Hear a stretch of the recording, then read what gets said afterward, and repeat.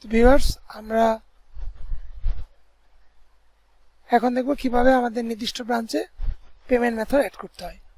এই জন্য প্রথমে আমরা এই সিলেক্ট ব্রাঞ্চ অপশন থেকে আমাদের যে ব্রাঞ্চের মধ্যে আমরা পেমেন্ট মেথড অ্যাড করতে চাই সেই ব্রাঞ্চটা সিলেক্ট করে এখান থেকে রিফ্রেশ করে নেব। এরপরে আমরা কি করব, চলে আসব ইনকাম অ্যান্ড এক্সপেন্সে। ইনকাম অ্যান্ড এক্সপেন্স এখান থেকে আমরা যাব কোথায়, এখান থেকে যাব এই যে add account balance. Add account balance, এই অ্যাড অ্যাকাউন্ট ব্যালেন্স থেকে আমাদের পেমেন্ট মেথড অ্যাড করতে হবে। তো প্রথমে আমাদের যেই কি চাচ্ছে অ্যাকাউন্ট কোম্পানি, মানে হচ্ছে আমাদের যে পেমেন্ট মেথডটা সেটা কোন কোম্পানির।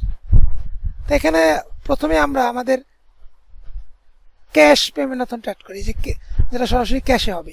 তো আপনার শপে বা দোকানে যে কয়টা ক্যাশ কাউন্টার আছে আপনি সেই কয়টা ক্যাশ কাউন্টার সিরিয়াল দিয়ে অ্যাড করে নিতে পারেন। যেমন আমরা এখানে মনে করেন একটা দিচ্ছি ক্যাশ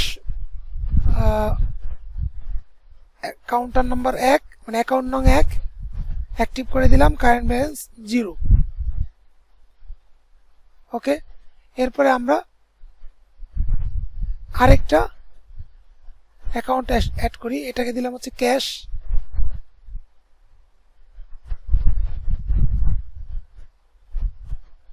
এখানে মনে করেন আরেকটা কাউন্টার দিলাম, সেটার নাম্বার দিলাম হচ্ছে 2, কারেন্ট ব্যালেন্স 0, পেমেন্ট চার্জ এবং এটা পরে আমরা আলোচনা করব, এখানে আমরা সেভ করে দিচ্ছি।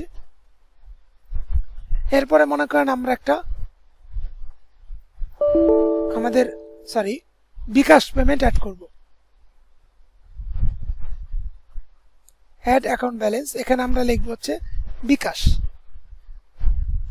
অ্যাকাউন্ট কোম্পানি নেম এখানে, আর এখানে আমাদের নাম্বারটা দিয়ে দেবো যে কোন নাম্বারে আমাদের পেমেন্টটা যাবে। তো আমরা এখানে একটা নাম্বার দিয়ে দিচ্ছি। আপনার যতগুলো বিকাশ পেমেন্ট অপশন নাম্বার থাকবে আপনি ততগুলা নাম্বার দিয়ে আলাদা আলাদা করে পেমেন্ট মেথড অ্যাড করবেন।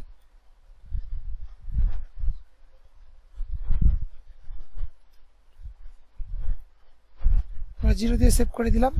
এরপরে আমরা একটা নগদ অ্যাকাউন্ট অ্যাড করি।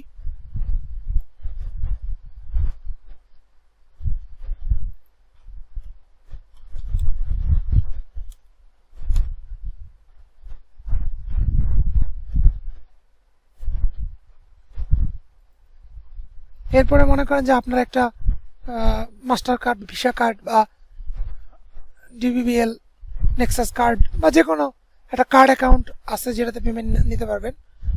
তো আপনি এখানে দিয়ে দিচ্ছি মনে করেন যে ডিবিবিএল মনে করেন ভিসা, অথবা শুধু ডিবিবিএল কার্ড লিখলাম, যে অথবা এখানে লিখলাম ভিসা কার্ড, ভিসা কার্ড, যে কার্ড আপনার পেমেন্ট যাবে। আপনারা এখানে কার্ড নম্বরটা লিখে দিতে পারেন। আমরা এমনি একটা নাম্বার দিয়ে দিচ্ছি। ওকে, এখন আমাদের কি হয়েছে, এই পাঁচটা পেমেন্ট মেথড অ্যাড হয়ে গেছে। এখন যদি আমরা রিফ্রেশ করি,